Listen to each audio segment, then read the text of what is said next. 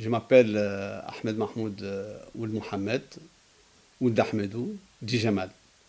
Mais je suis connu sous mon petit nom Jamal. Je suis un fonctionnaire du ministère des Finances à la retraite. Mais j'ai toujours été passionné par la documentation, par la culture, par les collections d'une manière générale dès pratiquement mon jeune âge. Petit à petit, je faisais mon petit coin à la maison, j'avais mes livres. Bon, bien sûr, avant d'être indépendant, avant d'avoir mon statut particulier, d'être stable, j'avais toujours gardé ces objets chez moi, chez ma famille. À un certain moment, j'ai même constitué une petite bibliothèque familiale où il y avait les manuscrits de la famille, certains objets de la famille, certains ouvrages aussi, même de la famille, des frères. Bon, la bibliothèque aujourd'hui, si vous voulez, c'est un fonds de plus de 10 000 titres. Euh, Essentiellement, je me suis intéressé à la mémoire de la Mauritanie, de l'espace sahélo-saharien, du voisinage, de tout ce qui se rapporte aussi à mon expérience administrative. Vous pouvez trouver, par exemple, il y a une thématique diversifiée. Tout est bien ordonné. Il y a ce qui se concerne l'administration, c'est-à-dire les journaux officiels, les circulaires, les notes de service, ça rapportant au travail administratif. Il y a mon expérience diplomatique. Il y a des ouvrages sur les tribus, sur l'histoire de la Mauritanie, sur la géographie, sur l'ethnographie, sur l'artisanat. Donc toutes les thématiques qui se rapportent de près ou de loin à notre espace, normalement, je les ai acquis. Quand ils sont sur ma ligne de mire, parce que j'ai passé tout mon temps à acquérir des ouvrages.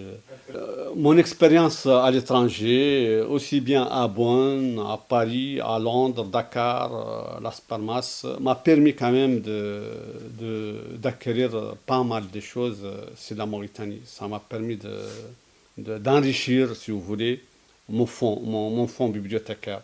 Je rappelle par exemple que je viens de recevoir un fonds extrêmement important d'un ancien professeur à l'ENS et au lycée, Didier Qualité, paix à son âme. Ce fonds qui se rapporte, qui est à peu près de 1100 titres, qui touche de toute la thématique qui concerne la Mauritanie, la géographie, la géologie, l'histoire. Les noyaux de la bibliothèque, ce sont des manuscrits de la famille, ça c'est évident, c'est évident. Je détiens ici un Coran complet de mon grand-père, Ahmed Mahmoud, dont je porte le nom. Je rappelle que mon grand-père, effectivement, il est enterré à Grimine. C'était un ancien compagnon du résistant Cheikh Ma'al Ainin. C'était un érudit lui-même, mon grand-père. Il a transcrit le Coran de sa propre main. Il a pas mal Il repose en terre marocaine, c'est-à-dire à Grimine, au sud du Maroc.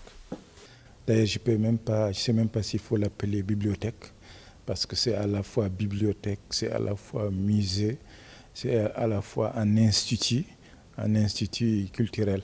Bon, je manque de mots pour qualifier ces monuments dirigés par Jamal. Bon, vous connaissez l'importance de la bibliothèque dans un pays, l'importance du musée dans un pays, et surtout en Mauritanie où on en manque malheureusement. Et surtout aussi une bibliothèque privée. Donc Jamal a eu l'intelligence et le courage de faire ce qu'il a fait. Donc il comble des vides. Il y a beaucoup de vides à certains niveaux dans le domaine culturel en Mauritanie, et ce qu'il fait le comble. Et notamment aussi la diplomatie culturelle, parce que cette bibliothèque est une est une fenêtre de la diplomatie culturelle. Tous les grands chercheurs, tous les grandes personnalités étrangères qui viennent en Mauritanie passent par cette bibliothèque. Donc vraiment, c'est appréciable ce que Jemal a fait. Et on lui souhaite bonne chance et du courage.